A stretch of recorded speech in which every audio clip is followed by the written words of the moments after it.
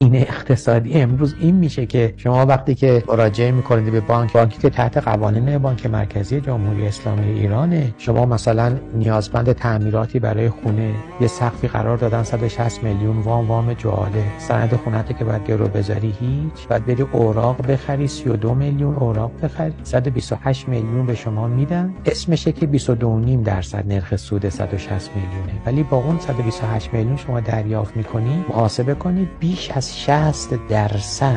نرخ سودی است که در جمهوری اسلامی ایران برای وام به یک نیازمند در هیچ کجای دنیا، نه در گذشته نه در حال و نه در آینده سابقه نداره که در یک نظام رسمی اقتصادی بانک مرکزی تصویب بکنه به یه عالم نیازمند بیش از 60%. یعنی توی بازار الان کسایی که نزول میخورن دیگه 103 104 104ش میشه 48%. انواع اقسام وامایی که داده میشه